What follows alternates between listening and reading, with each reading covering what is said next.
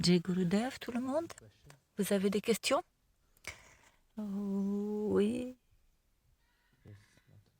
Mademoiselle, demandez. Allez.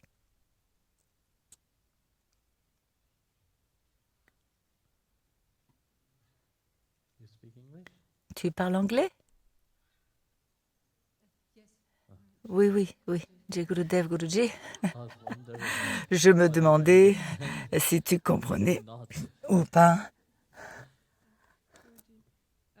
Guruji. En venant d'une tradition non théistique, théistique, non théistique tradition, et ayant pratiqué cela pendant très longtemps, comment on peut te suivre et manager cette transition sans être schizophrène? Comme vous voyez, ça c'est un grand problème. Regarde les gens là autour. C'est une chose dangereuse, la spiritualité. Regarde. Vous voyez, quand vous regardez quelqu'un, vous voyez la personne. Comme ils sont non ancrés, la personne. Vous voyez sur leur visage. Comment? Le sourire qu'ils ont déjà. C'est pas une mauvaise chose. Vous devez sourire. Mais vous voyez, l'amour n'est pas quelque chose de facile. Comme j'ai dit souvent, vous ne devez pas me suivre moi. Je ne veux pas que les gens me suivent moi. Suivez ce que j'enseigne, parce que ce que j'enseigne, ça vient de la Bhagavad Gita. Ce que j'enseigne, c'est que les gens deviennent, qui rentrent dans leur force d'amour. Ça ne veut pas dire qu'il faut apparaître fou de l'extérieur et devenir schizophrène. C'est une chose différente. Vous voyez souvent les gens ne comprennent pas cela. Ils apparaissent complètement non ancrés. Ça veut dire qu'ils pensent qu'ils sont très spirituels. Mais ça n'a rien à voir avec cela. C'est cette reconnaissance. Premièrement, qui tu es toi-même. Et est-ce que tu as vraiment cette volonté de voyager dans ce voyage intérieur? Parce que vous voyez, ce voyage intérieur, c'est un voyage d'amour. Et l'amour, c'est une chose... Ce n'est pas le drame de l'amour que l'on joue dans le monde extérieur. C'est actuellement votre être entier, vous-même, votre soi. Arjuna dit à le Seigneur Krishna, dans le chapitre 11, vers 18, « Je te reconnais, être suprême impérissable, qui mérite d'être reconnu. Tu es celui qui soutient tout cet univers lui-même. Tu es, comment dire, cet éternel Purusha qui soutient ce dharma éternel. » C'est ce qu'il dit dans le Bhagavad Gita. Ce n'est pas de se reconnaître quelque chose de l'extérieur, mais se reconnaître la reconnaissance de l'essence de qui je suis. Parce que nous pouvons avoir une certaine compréhension. Arjuna voit la forme cosmique du Seigneur Krishna. Il est en choc, il est choqué. Comment puis-je comprendre cela? Lorsqu'il voit cela exprimer cette expression et les mettre en mots, mais vous voyez, notre expérience est basée sur des mots. Tout le monde, ce qu'ils expérimentent, ils l'expriment d'une certaine façon. Pareillement, lorsqu'il dit « tu es ce Purusha éternel, ce Seigneur éternel », dit le Krishna, c'est le Purusha extérieur. C'est parce qu'il reconnaît ce qui est éternel à l'intérieur. Tout vient de l'intérieur et tout agit en lui et se manifeste par le Seigneur suprême lui-même. Donc nous ne sommes jamais séparés de cela, de lui. Donc ce voyage, finalement, c'est un voyage d'amour. Comme je t'ai dit, l'amour n'est pas ce que nous percevons dans l'extérieur. L'amour est quelque chose que nous devons oser. Nous devons avoir le courage.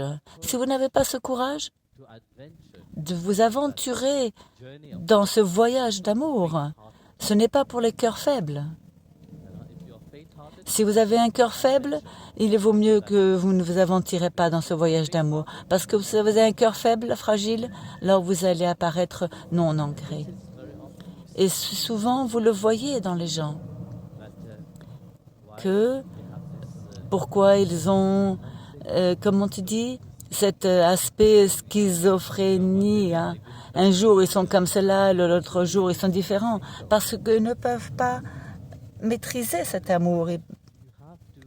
L'amour est quelque chose que vous devez être prêt à tout.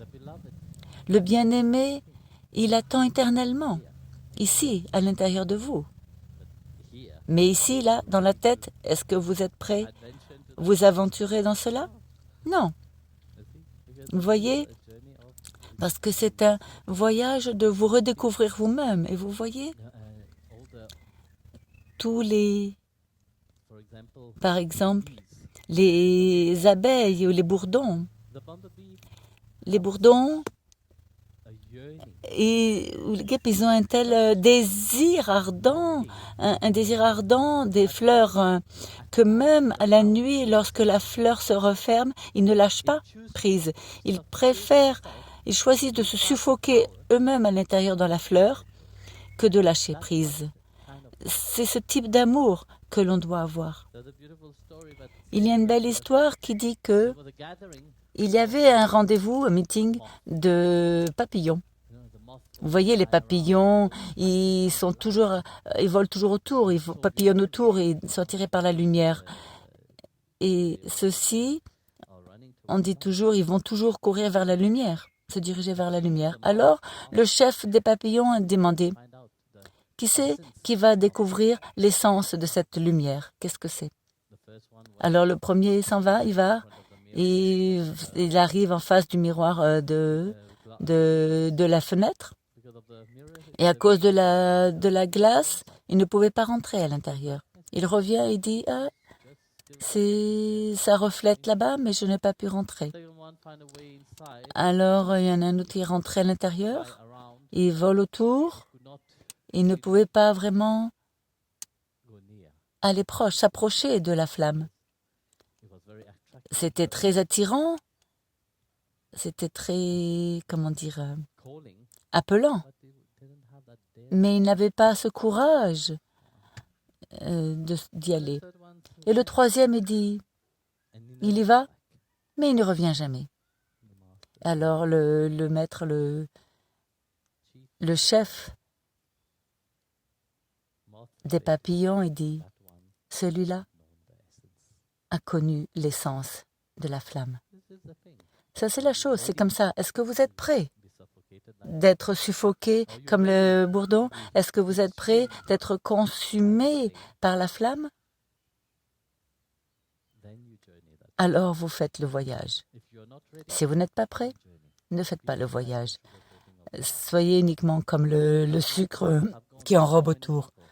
Et c'est comme ça, la vie est passée par beaucoup de gens. Beaucoup de fois, vous avez joué ce jeu et beaucoup de fois, vous allez encore jouer ce jeu parce que vous n'avez pas cette volonté de vraiment vous aventurer dans cette relation d'amour avec le Seigneur Bhagavan. Et cette relation d'amour pour le bien-aimé, ce n'est pas quelque chose d'extérieur. C'est une chose que l'on doit comprendre. Ce que le Seigneur Bhagavan a donné dans la Bhagavad Gita, de ce dont il parle, de ce dont le Maître parle, ce n'est pas quelque chose d'extérieur. Bien sûr, l'extérieur doit se transformer, il doit y avoir une certaine discipline. À l'extérieur, le mental doit être défié pour vraiment se transformer et lâcher prise. Sinon, le mental ne lâche pas. Sinon, le mental, il joyeusement s'assiste lui-même pour les choses petites, minables.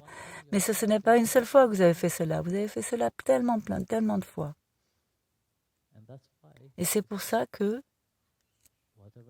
quoique le maître a toujours enseigné ou dit, il s'agit de ce voyage d'amour.